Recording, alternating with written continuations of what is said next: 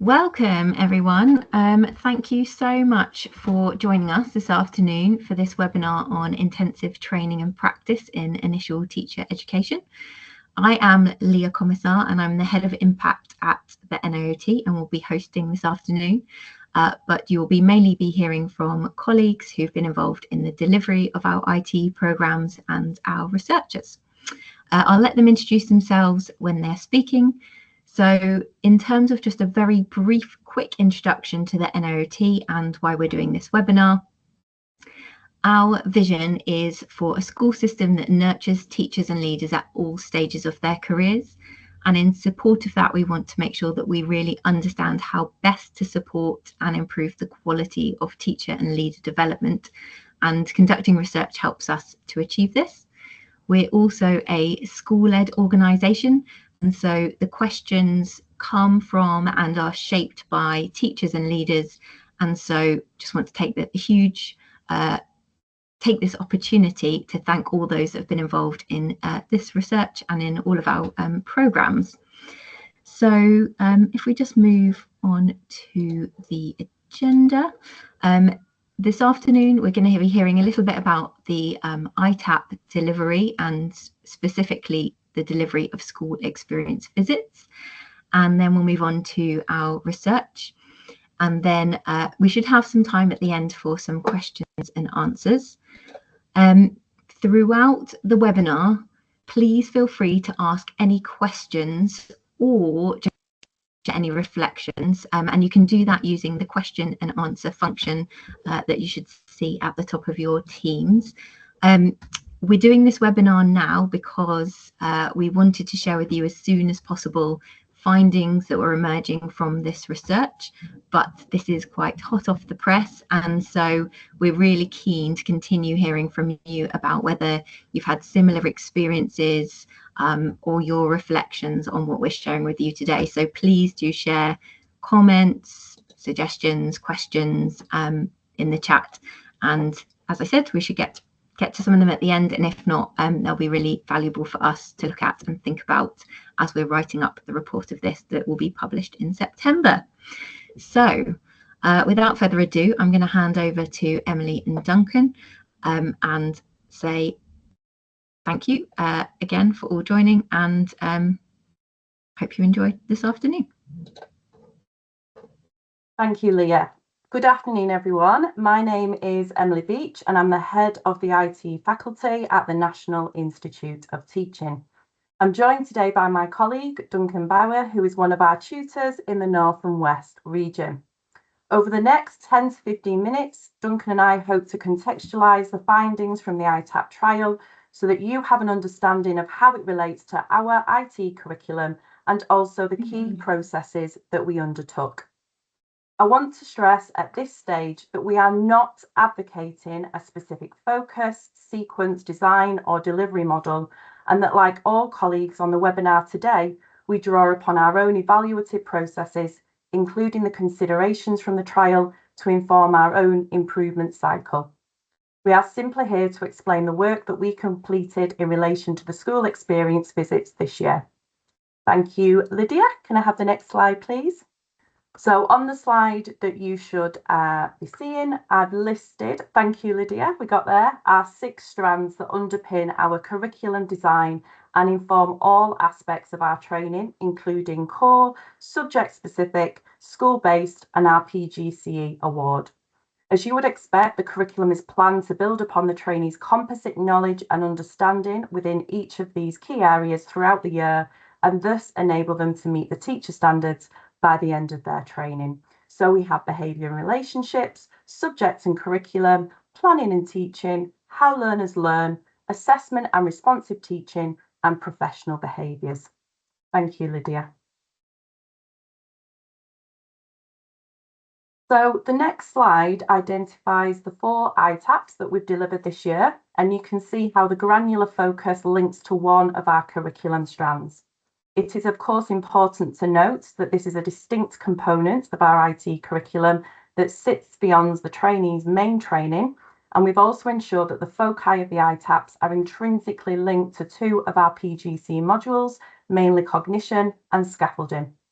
Therefore, the sequencing and the timing of our ITAPs have been instrumental in the trainees' work on 2 of the 3 PGC modules.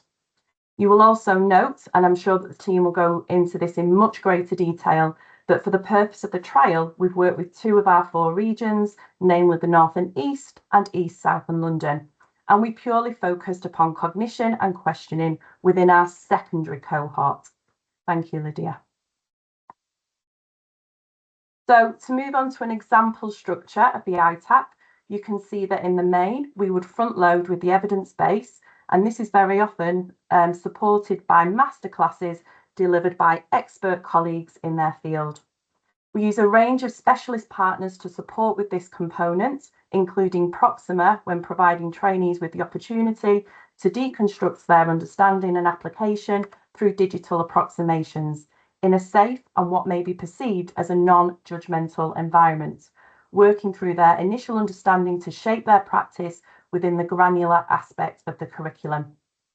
We then move on to the school experience visits, either in person or virtual, which is the focus of the trial by the research and best practice team, before developing the component through the lens of the subject and further strengthened by school-based planning, observation and deconstruction. Next slide, please. Thank you. And just to bring further detail to that, on this slide, you can see in the middle section, the planned structure of the day. So the review of the theory, moving on to the lesson observation, and then the deconstruction. The slide at the left indicates the specifics of the virtual visit, which I'll explain in further detail in a moment. But essentially, the trainees are on their individual campus, and therefore the school could be from another region. There are large groups of trainees from across the country taking part in the live streaming. The tutors are on campus with the trainees, and so they watch the exact same lessons with the trainees, and this can be deconstructed by the tutor on site. In comparison, the school visit takes place within an identified local school. There are small groups of trainees that drop into different lessons, dependent upon the timetable, and due to the logistics, the trainees and tutors don't always watch the same lessons, and there is a tutor-led debrief at the end of the day. Next slide, please. So I'll just give you a moment just to read this slide, which you will all be familiar with, and it's part of the ITAP requirements. I'll just give you a moment.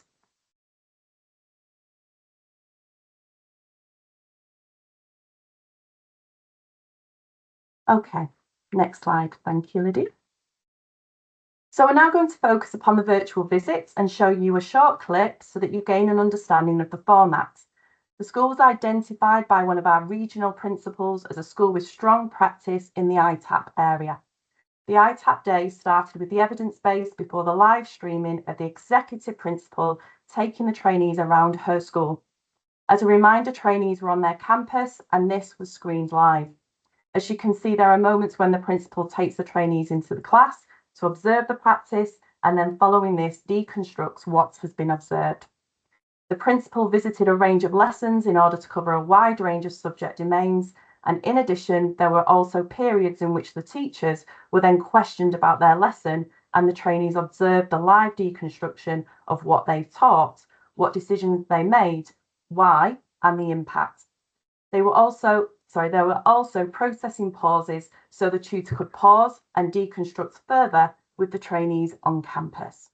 So as you can see, the virtual visit enabled the trainees to observe a live lesson followed by the deconstruction by the executive principal, who identified and explained with clarity the pedagogical approaches that the teacher had employed and why those choices were made so that the trainees could understand the rationale and the purpose. This was further exemplified later in the day when the teacher also deconstructed their lesson. The deliberate choice of language and how the teacher's approach linked with the development work of the school.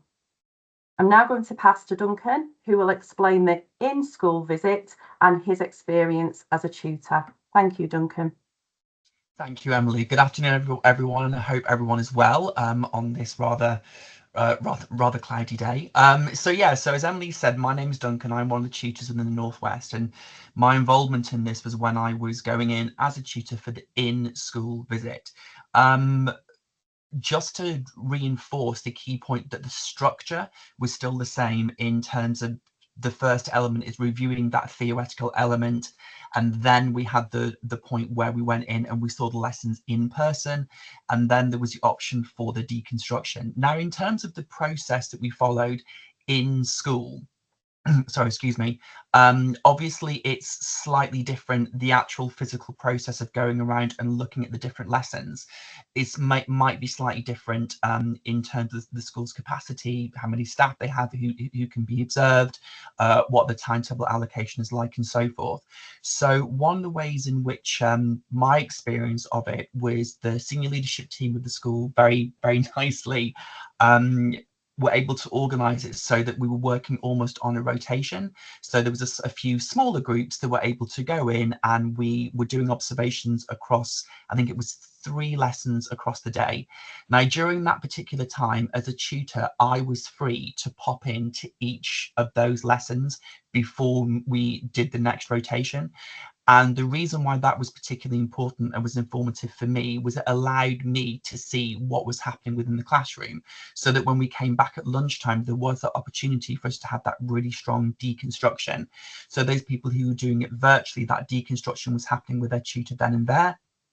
But when it was in school, once we had finished those visits and we went back and we did the afternoon session, that is when we were able to do that real deconstruction. And it was really interesting for me as a tutor because it allowed me to see what were the common factors that were coming through. And so we were able to use that as a link and make that a little bit more consistent in terms of what we were deconstructing, because obviously the key thing that we're looking at is the reasons why a teacher is doing something. Can the trainees understand why that particular question was asked, why that particular choice was made?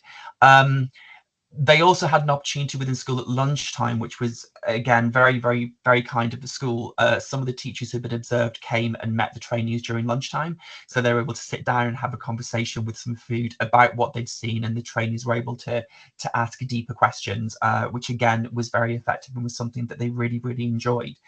But I think one of the key things that is interesting to reflect on is, what is it that's specific, or that's, I suppose, maybe even unique as a word that one could use, for the in-school visit itself? What is it that's a benefit within that? And one of the things, the feedback that I got from the trainees was, number one, we were looking at questioning, and they couldn't believe, they kept saying it never stops. The questioning never stops. They never stop making sure that they understand it. They never stop checking. And I thought that was really interesting feedback from them.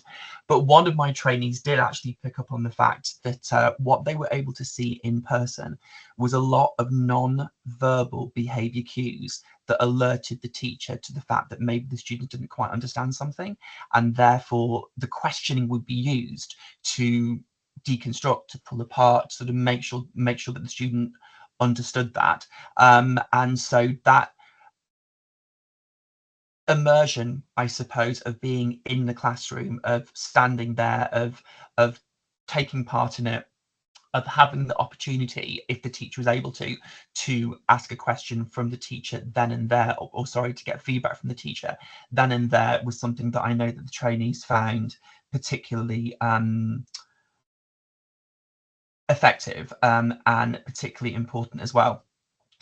So I think really that from a tutor point of view, the experience of being able to pop into the lessons to see what it is that the trainees were looking at, to be able to have those conversations, to have the opportunity to be able to be involved in the feedback with the teachers at lunchtime, because again, I think one of the things that we're all aware of is that a really important aspect of this is that tutors or any member of staff who is working with the trainees, we model for them how to get that feedback from the teachers. We need to support them and help them to deconstruct what it is they've just seen, and that might be through a question that I asked a teacher in front of the rest of the trainees. But I think just that additional support was there. But I would definitely say that from a personal point of view, it was an incredibly enjoyable day.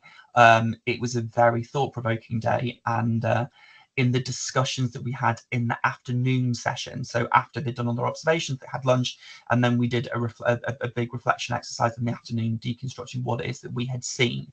It really did make the trainees think and consider the granular reasoning as to why one might ask questions before. So thank you very much indeed. And I think if I'm done, I'm now able to pass back back to the research team.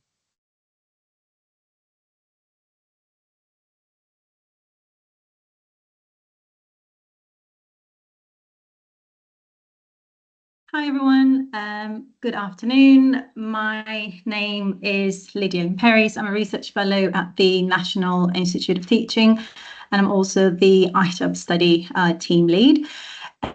So during 23-24, we designed and carried out a piece of research where we compared the relative effectiveness of the two different modalities of delivering school experience visits that Emily has just talked about, in person versus virtual live streamed, and this is what I am going to talk about today.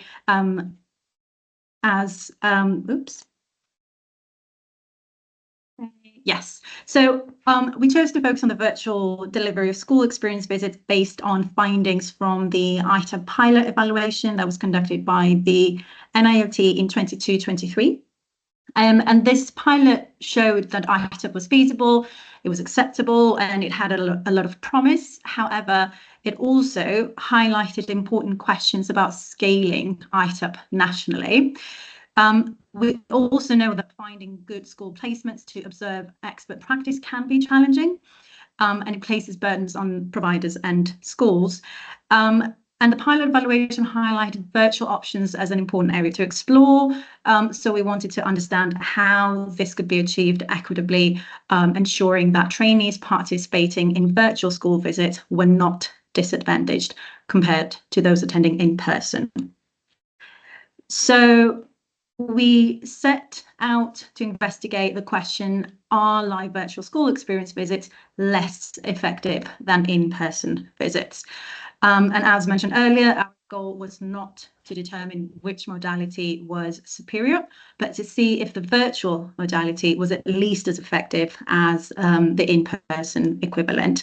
So in that sense, our aim was to support providers, including the NIOT, in either choosing a delivery mode or learning how to best deliver both.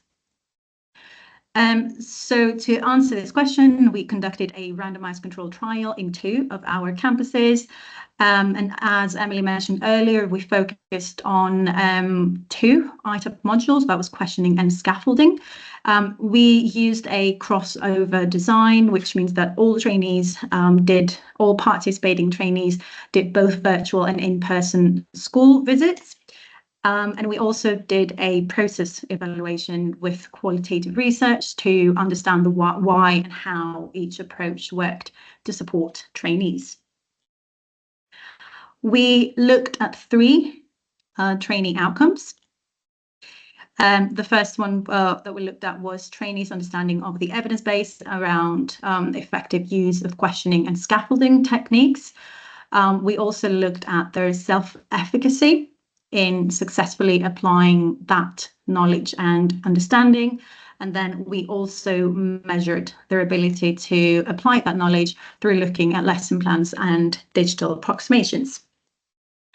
Okay, so what did we find from the trial? The results indicated that doing school experience visits virtually or in person did not differentially affect these 3 trainee outcomes. And what this suggests is that observing expert classroom practice virtually via live streaming in this case was at least as effective as doing this in person in terms of these particular outcomes, so promoting trainees' understanding of the theory around effective questioning and scaffolding and supporting their confidence and ability to successfully apply that knowledge in practice. However, it is worth saying that we did have differences in the sample size, and that meant for each outcome, and that meant that we have varying levels of confidence in these results. So while we are slightly cautious on our findings, they are still a good indication that delivering these school experience visits virtually were at least as effective as in person for some outcomes. And this suggests that delivering school experience visits in virtually by live streaming, it seems to hold promise for delivering ITAB at scale in an equitable manner, which was the question that was set out to investigate and was the impetus for this study. So, however, while these two approaches did not differ in terms of their effectiveness or in terms of the relative effectiveness, our qualitative evidence suggested that they operate in different ways. So on the one hand, the live virtual visits offered greater specificity on the particular focus of each ITAB component, in this case, questioning and scaffolding. It also allowed for more tutor involvement to guide critical in-depth engagement with observations, and there was also more opportunity to give access to a range of school contexts. On the other hand, trainees reported enjoying the in-person experience more. They said that they found it easier to feel immersed in a real-life classroom and also to be able to access the lesson context. And this is something that Duncan as well mentioned earlier, that feeling of immersion and access to those non-verbal behavioral clues. So that was something that was a strength that was associated with the in-person modality. Let's now go and look at these in a little bit more detail. So we have specifically identified 5 mechanisms through which school experience visits appear to support the aims of ITAB. The first one is that observed practice feels like real life classroom environment. Trainees spoke about the personal aspect of being in the classroom as being really, really important to the overall experience, which in turn, as we can see from this quote here, contributed to increased focus. And as you can see here, in this quote from this trainee, this was a strength of the in-person format. This trainee saying that it stayed more in their head because it was them doing, it was a personal experience of going around, and it stood out to them more than focusing on the screen. The second mechanism that we have identified is that observed practice is intentionally shaped for trainee learning. And this is important for ensuring that granular focus on the specific aspects of ITAB that are being targeted. Again, in this case, it was questioning and scaffolding. And I know this sounds really obvious, but it was something that we found that was really harder to achieve with in person. And we can see, for example, in this quote on the left from this trainee, how they're saying that they didn't think that the teacher said, "Oh, I'm going to adapt my whole lesson for this moment." So that was more difficult to achieve with in person. The third mechanism that we have identified is that experts support trainees to observe effectively. This was where we really see the essential role of the tutor. We found it was crucial for trainees to be guided during the observation of expert practice to allow them to do this effectively and in a really focused and a really deliberate manner. For example, as the quote here on the left shows, knowing what to look for and what to pay attention to until they're confident and able to do so independently. And then, as you can see in this quote here on the right, this was really a strength of the virtual visit as tutors were present during observations. Okay, so the fourth mechanism then relates to trainees understanding why decisions are made. And again, this is something that Emily and Duncan mentioned as well, but it also came up in the data as being something really crucial for trainees to be given access to the thinking that underpins the choices being made in the classroom during the observation. And what was quite interesting was that there was a different role here for the tutors compared to classroom teachers, with tutors linking decisions to theory and teachers as expert practitioners linking it to the classroom context specifically. For example, as this quote here on the right shows, explaining when they deviate from the lesson plan to be responsive to pupils' changing needs to the classroom context. So that's the why. And then the final mechanism relates to the impact. And a mechanism that we identified was that trainees see the impact of the observed practice on pupil learning. And we found that this can allow trainees to really critically engage with the observed practice, to be able to critically evaluate it, but taking into account pupils' responses to it. And again, that links back to what Duncan was saying earlier about those kind of non-verbal behavior clues that teachers have got access to, and trainees said that it was important for them to be given access to that kind of effect of the practice on pupils. And as this trainee, here said, for example, they wanted to see, was it really effective? How did the students respond? And we know that knowing all this was really important for trainee motivation as well. Okay. So what are the considerations of all this for the design and delivery of school experience visits as part of ITAB? So we're sharing a few considerations here that we feel are important and that we are taking away, and we are inviting you to reflect on as well. These considerations link to each of the 5 mechanisms of impact that we outlined just now, and we've also put them at the top. Okay, so let's take a look. We've got 5 considerations. The first one being related to the idea that classroom environments should be recognisable and accessible to trainees. And what seems to be really crucial is that the delivery mode fosters a sense of real lifeness.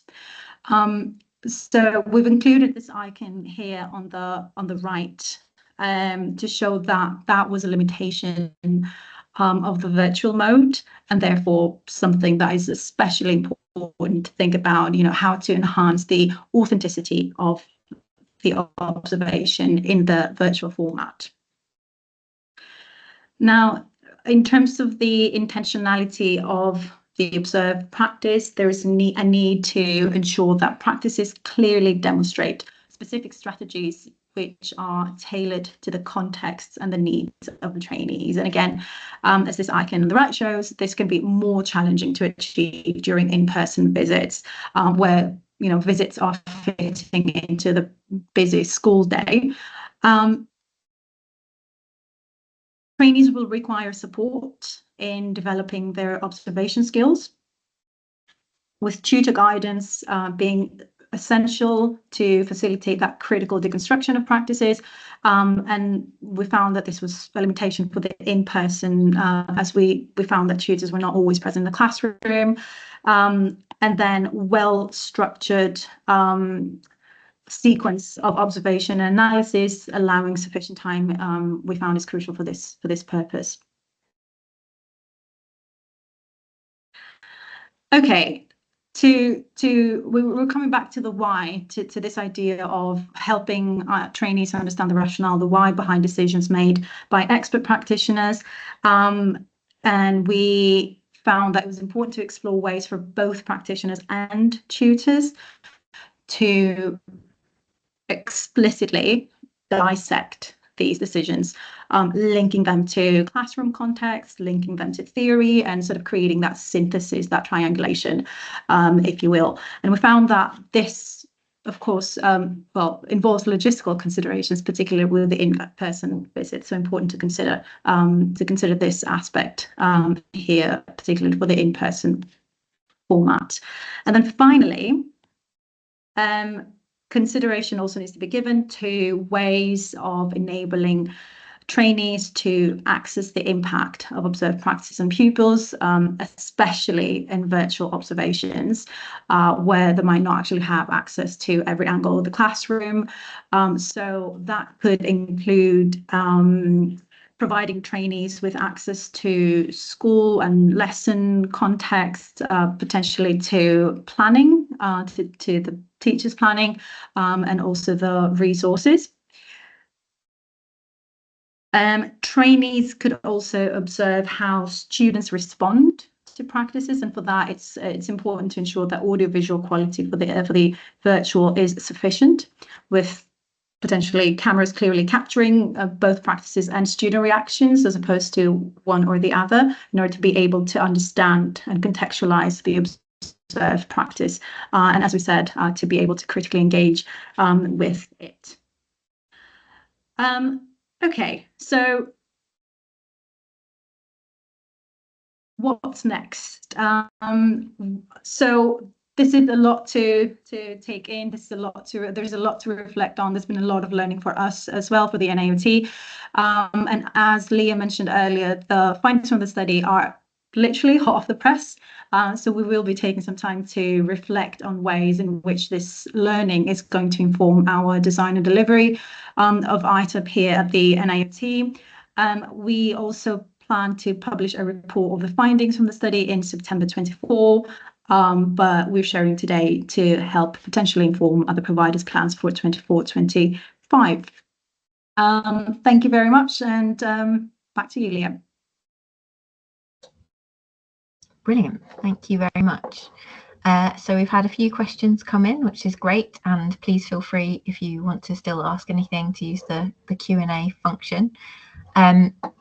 So the first question I think that we will go to is a bit of a clarification one. Probably will come to you, Lydia, if that's okay, which was around did the trainees experience both modalities in two separate ITAP experiences?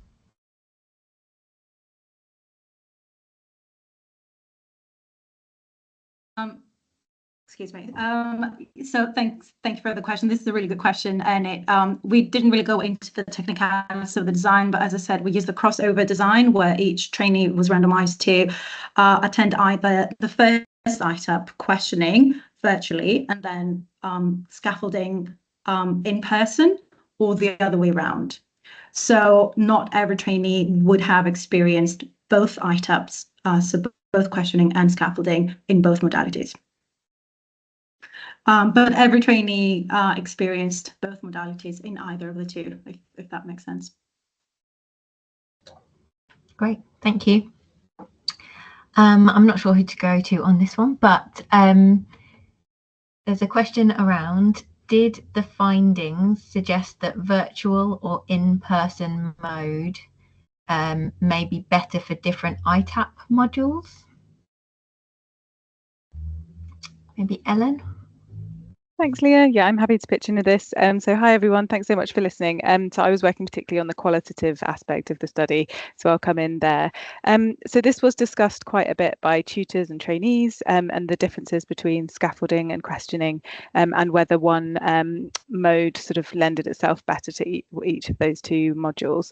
And it was discussed in lots of ways, so we didn't sort of have a clear answer really around that. But I would say the thing that really did come out was the importance of understanding the pros and cons, let's say, or the opportunities and limitations of both modes of delivery, so that providers can make those intentional decisions about where in the trainee learning, so at what point in the year to use each.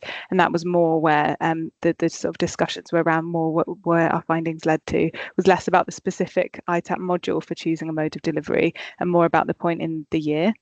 So to give an example of that, for example, the role of the tutor at being present, sort of able to talk over the observations and really talk the trainees through what they were seeing with the live virtual visits, that might lend itself to being earlier on in the trainee learning, as they're being supported to develop those observation skills. But later on, when they have more confidence about the role of how to observe, that might be something that where the in-person school visits, where they have a bit more autonomy, that could come later. So that was an example of the kinds of discussion that came out.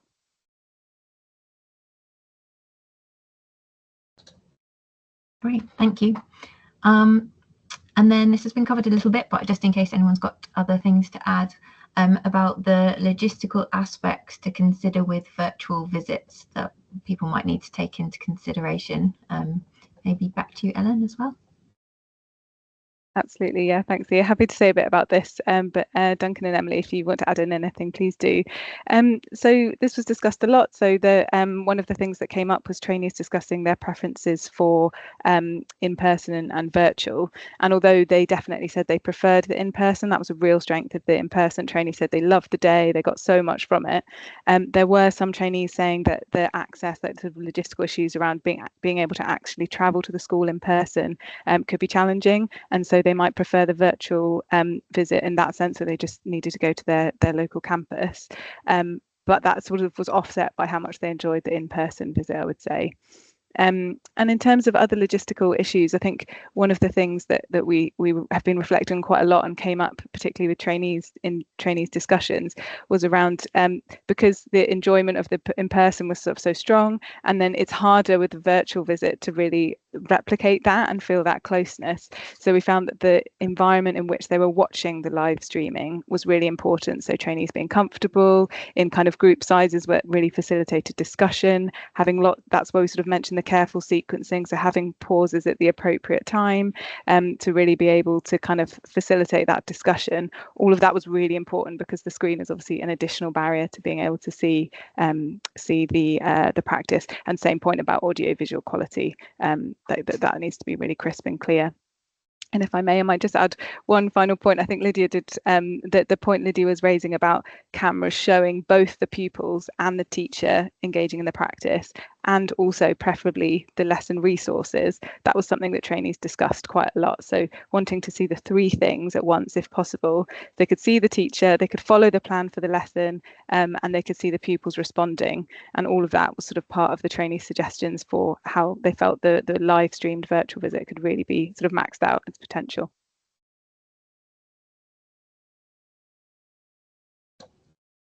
Anyone want to add anything on that? We're good. Okay. So I think we'll take maybe one more question for the moment, which is one about future research and whether NIT has plans to do any more in this area or not. Who am I coming to? Lydia? Ellen? Yes.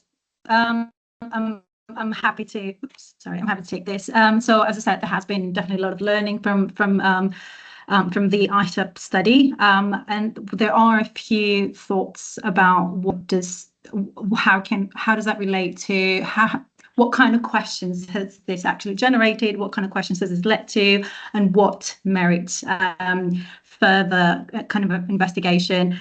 We don't have anything concrete just yet in terms of how exactly to follow up the ITAP study, but this is now our next step. When I mentioned earlier that we are currently in the process of reflecting on these findings and really having these conversations as a team and as a and also with the IT faculty team, thinking about how do these insights translate into practice when it comes to design and delivery, but also there are, for example, a few questions around the role of mentors in sort of linking that the role of mentors in kind of enhancing that link or strengthening that embeddedness of the school-based training, and how can that work to support the aims of ITAP. There are questions around that, but we're still in the process of really reflecting and understanding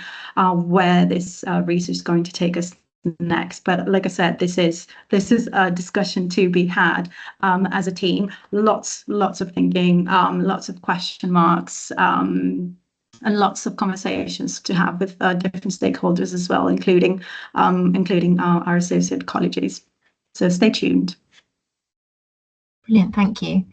We've got more questions than we've probably got time for, but I think we'll go to one more, which is probably aimed at you, Ellen, which is a question saying the difference between the two conditions in the trial is not just the modality, so live streaming versus the in-person, but also that in the former the tutor always sees the same lesson as the trainee, which is something that we mentioned. So how confident can we be that this is how confident can we be that this confound hasn't depressed the effectiveness of the in-person? Thanks, Leah. And yeah, great question. I think the first thing I'd say is that for this trial, we very much focused on the two modes that we were delivering at the National Institute. So of course, there's lots of different ways of delivering live streamed virtual visits. There was also the question about virtual visits that weren't live streamed, and then lots of different ways of delivering the in-person. Of course, we were limited by what we were designing and what we were wanting to deliver. So that's what we compared. And our research, as we also put in terms of the level of confidence, there's lots that we aren't able to say with the research, and there's some really important limitations around it. But we're sort of contributing this piece about our learning from the two that we did design and deliver. And then I think the other sort of really important point that this good question really picks up is the point about these mechanisms. So why we did the qualitative research was also to really identify what was important when delivering either mode. So I think this question really touches on the importance of having the presence of the tutor in either mode of delivery. So we hope that's also useful in designing and delivering either mode. Brilliant, thank you. And some interesting things coming through about, which I don't think we'll answer now, but around the application of ITAP beyond ITT, and so learning about these modalities and how they might be useful in other CPD aside from initial teacher education, I think is a really useful and interesting thing for us to be considering as a sector as well. Lydia, if you can leave our slides on, that would be great. So a huge thank you to all of you for coming and joining us this afternoon. If you want to find out about all the research that we do at the NIOT, if you scan our QR code, you'll be taken to a page and you can select what information you want to be sent to you. It could be about our programs as well as our research, or if you have further things on this topic or others that you'd like to be in conversation with us about, please do drop us a line at research@niot.org.uk.